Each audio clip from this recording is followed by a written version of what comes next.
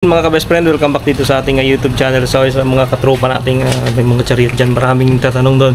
So kung ano yung ginawa dito sa isa naming chariot na cargo. So ginawa ng side cover dito sa kabilaan, left and right. So ang ginawa dito na side cover ito mga ka-best friend, oh. Yan, so makita nyo ay ang ginamit dito na tela, hindi siya original na Maruyama. Yan. Yan, oh. So ang original na Maruyama ito guys, hindi siya lumulubo. Yan, plain lang siya. Ito naman kasi lumulubo. Meron. So halata mo na hindi siya original kasi may mga lumulubo siya na parte. So natutuklap ito pag katagalan sa init. So ang piliin nyo yung original na Maruyama katulad nito. Yan, oh. Ito siya yung original. Ito naman yung class A lang siya. O class B ata ito. So ginawa nila dito ng windows, no, transparent para makita yung side mirror. Yan, pag dito tayo sa loob guys, yan, no, kitang-kita yung side mirror, no. So ganyan lang yung ginawa nila. Then ginamitan nila ng rivets. Eto, ginamitan nila ng washer at rivets. So yun yung pinag clip nila dito para hindi siya matanggal yung itong tela. So dinikitan pa nila ng rugby ata ito. Yan, oh. So nirugbihan nila, kaso lang yung rugby hindi gaano matibay. Tuklap po. So ang maganda talaga niyan katulad yung sa ano guys, so, ito to. Dapat ganito yung ginawa nila.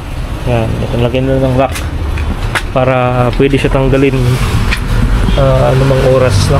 So ni-repeats nila simula dito sa ibaba dito. Yan, papunta dito sa itaas. Even dito sa likod naka-repeat siya, so pasok pa rin yung ulan dito pagka malakas yung ulan, pasok yung tubig. Then ito naman yung kabilang side.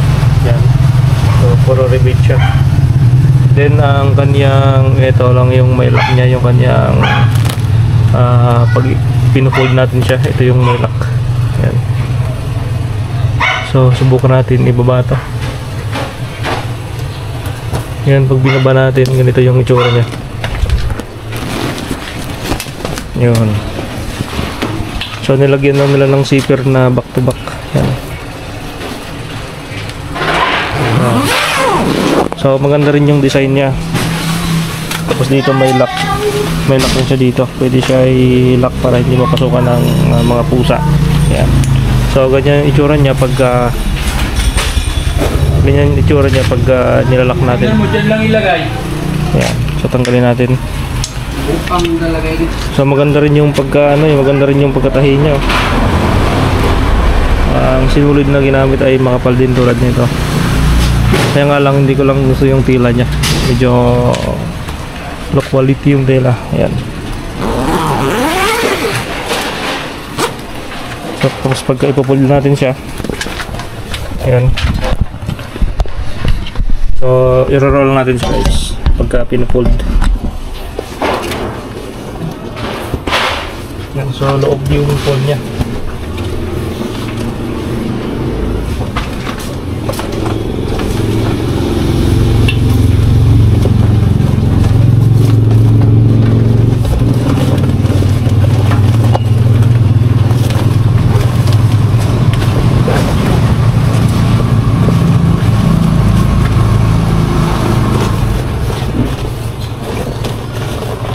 Ganito lang siya.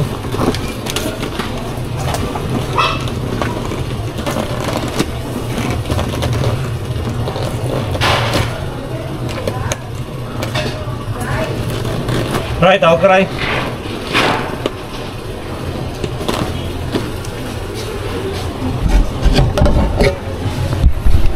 Yun, so ganun lang yung pag-fold niya. Yan, ito talaga yung original na Maruyama. Yan, may tatak talaga siya na Maruyama. Yan po yung original. So ganyan yung itsura niya sa labas. Then ito sa loob. So goods naman pagkagawa. Yan, no, rebate yung ginamit nila dito, rebate. Tsaka washer. Yung pinakamaliit na washer.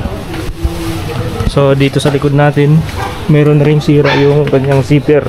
Yan. So ito lost thread. Pero yung tela niya hindi pa napupunit, hindi pa nasisira yung mga side. So matibay din yung ano, matibay yung pagkatahi niya at magandang sinulid yung ginamit. Kaya hindi siya basta-basta ano, napupunit. Yan. Yan dito. So pinarawang na yung kanyang ano, mga washer na maliliit, yan. Maganda sana stainless na washer yung ginamit. So ito, dinikitan ng rugby talaga sa gilid. So maganda idikit na sana dito sa sealant.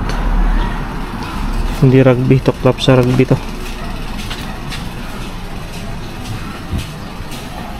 Ayan.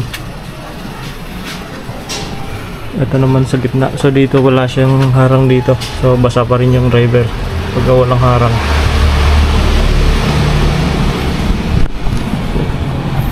Yun mga best friend. At yun lang yung ginawa dito sa Chariot na cargo type. Yun naman yung ating passenger type na isa. Ito yung cargo type na pinagawa natin nakaraan. So ang price niyan pagpagawa ay nasa 1,500 yung price niya.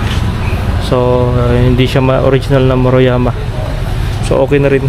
So nakakuha tayo ng idea kung paano gawin yung ganitong design.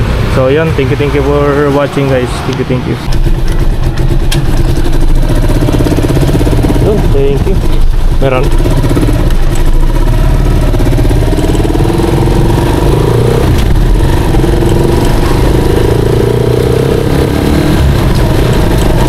So yun mga ka-best friend, welcome back na naman dito sa ating YouTube channel. At huwag nyo kalimutang i-subscribe yung ating YouTube channel dyan sa baba ng ating channel name. So sa video ito ay pupunta tayo ng Victory Liner dito sa Tuguegarao City. At syempre yung daan natin dito pa rin sa Diversion Road. So hindi tayo dumadaan sa kabila dahil matraffic doon sa may sentro. So dito talaga daan ko lagi sa may diversion. So dalawang stoplight lang naman yung ating madadaanan dito. At makakadaan din tayo sa circle, rotonda ng Tuguegarao.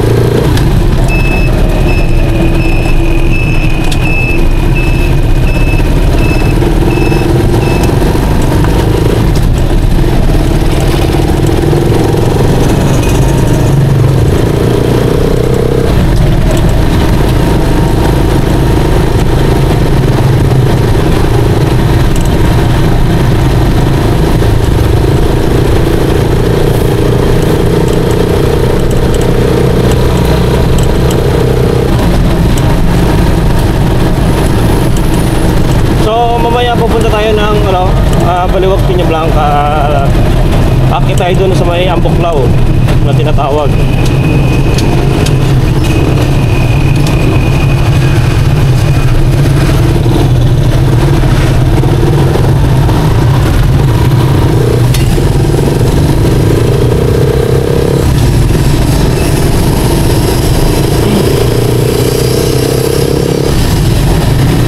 Marami nang bumiyahe ngayon.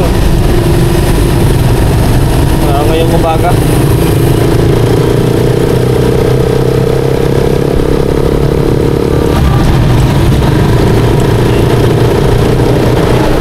Oh, grabe, sobrang taas talaga ng gasolina dito sa Tuguegarao.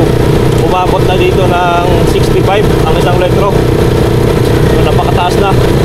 So sana wag na pumalo ng 70-80 kasi dati umabot yan. Umabot siya ng 70-80 per liter. So napakasakit sa bulsa ng ganyang presyo, lalo na pagka araw-araw natin ginagamit yung ating Chariot,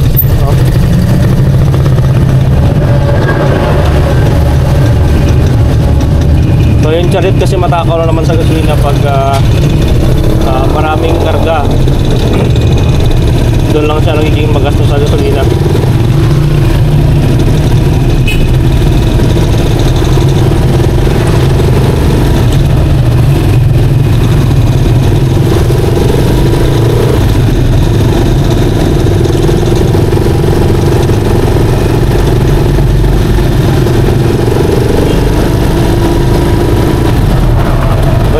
mabagal. Abutan tayo ng red.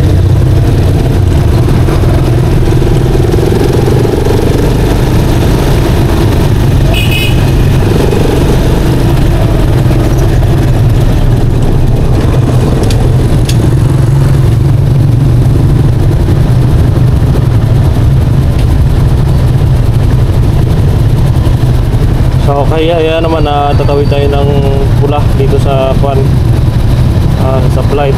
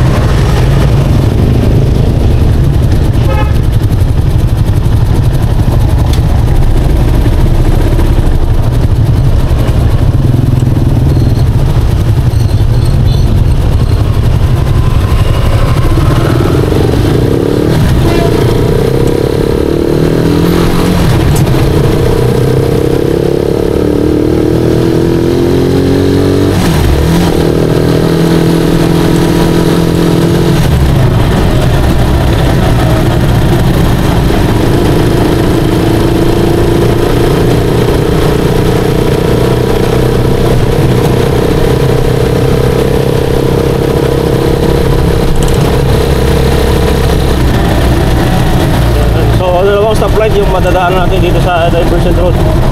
So ito yung huling stoplight dito. Kasi pag doon tayo dadaan sa looban, traffic din doon kasi pasukan ng sa trabaho kasi ngayon mga ganitong oras.